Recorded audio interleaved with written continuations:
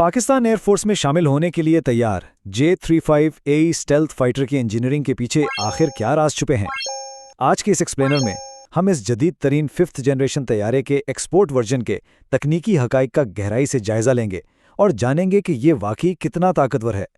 अब लोग उमूमन ये सोचते हैं कि अगर किसी cutting edge 5th generation fighter के साथ एक्सपोर्ट का टैग लग जाए तो इसका मतलब है कि उसे सस्ता कर दिया गया है या उसकी सलाहियतों को बहुत ज़्यादा कम कर दिया गया है।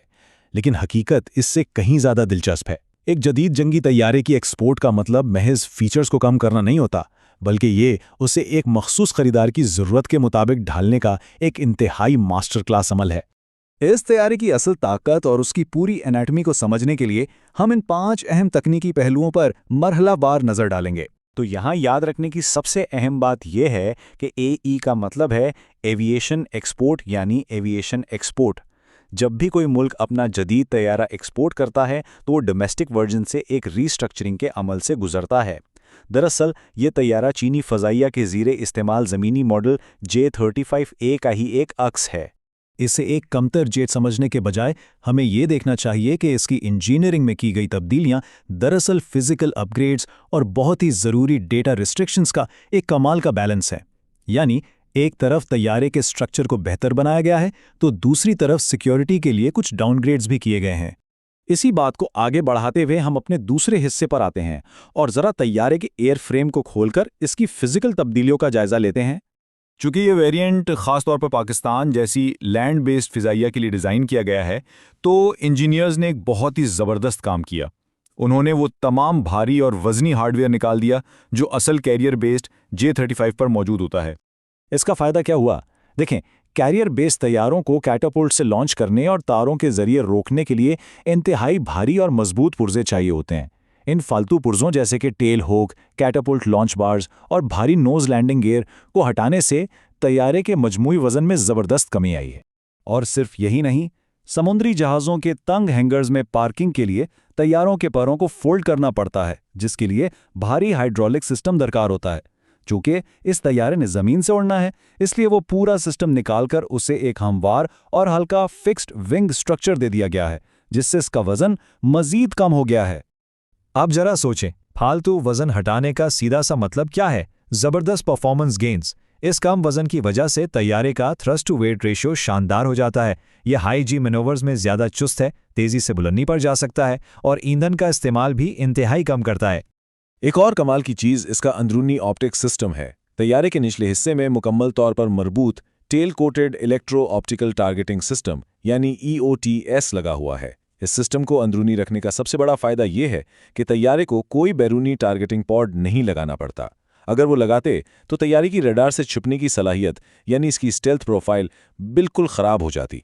हर मुल्क अपने इंतहाई हसास फौजी राजों को महफूज रखना चाहता है, इसीलिए हाई एंड सिस्टम्स को एक्सपोर्ट के वक्त मटीरियल, कम्युनिकेशन और सॉफ्टवेयर के डोमेन्स में थोड़ा सा तब्दील या महदूद कर दिया जाता है।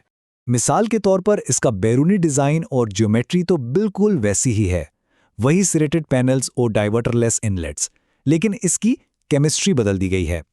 चीन के डोमेस्टिक तैयारों पर जो top secret radar absorbent material या रैम इस्तेमाल होता है, उसकी जगह एक इंतहाई काबिल मगर थोड़ा सा कमतर एक्सपोर्ट ग्रेड मटेरियल लगाया गया है। इसी तरह डेटा लिंक में भी एक बड़ी तब्दीली की गई है। चीनी फौज के अपने खुसूसी डेटा लिंक की जगह इसे एक महफूज एक्सपोर्ट स्टैंडर्ड सूट दिया गया है। ये बहुत अहम है क्योंकि ये फाइटर को पाकिस्तान एयरफोर्स के मौजूदा नेटवर्क जैसे कि उनके J-10Cs, JF-17 ब्लॉक 3 और अर्ली वार्निंग तैयारों के साथ बगैर किसी रुकावट के जोड़ने की इजाज़त देता है।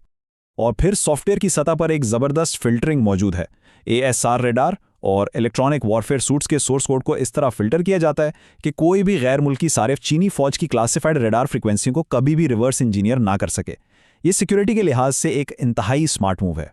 अब आते हैं चौथे हिस्से पर और देखते हैं कि ये तमाम चीज़ें मिलकर तैयारे की असल फायर पावर को कितना खतरनाक बनाती हैं। एक्सपोर्ट की इन तमाम तरामीम के बावजूद इसका अंदरूनी वेपन्स बे खासा बड़ा है। ये बेवक्त 4 जदीद तरीन supersonic beyond visual range missiles को अपने अंदर ले जा सकता है, जो रेडार की नज़रों से मुकम्मल तौर पर पोशीदा होते हैं। लेकिन अगर कोई ऐसा मिशन हो जहां छुपना तरजीह ना हो बल्कि दुश्मन पर तबाही मचाना मकसद हो, तो क्या होगा? इस सूरत में तैयारा अपने बैरूनी हार्ड पॉइंट्स पर हथियार लगाकर बीस्ट मोड में चला जाता है। फिर ये स्टेल्थ को साइड पर रखकर क्रूज मिसाइलों और गाइडेड बमों के एक भारी और तबाहकुन जखीरे के साथ परवाज कर सकता है। तो हम अपने आखिरी हिस्से की तरफ बढ़ते हैं और देखते हैं कि इन तमाम खसूसियात का मजमूई स्ट्रेटेजिक इम्पैक्ट क्या होने वाला है। कैरियर के भारी पुर्जों को हटाकर और इसे खालिस्तान लैंड बेस्ड ऑपरेशंस के लिए ऑप्टिमाइज करके J-35AE वो सब कुछ मुहैया करता है जो पाकिस्तान एयरफोर्स को इलाकाई डिटरेंस के लिए चाहिए। ये एक इंतहाई सर्वाइवेबल और सेंसर फ्यूज प्लेटफॉर्म है जो अपने इलाके में ताकत का तवाज़ुन बदलने की सलाहियत रखता है। इस एक्सप्लेनर को खत्म करते हुए ये हमें एक बहुत बड़े सवाल के साथ छोड़ जाता है।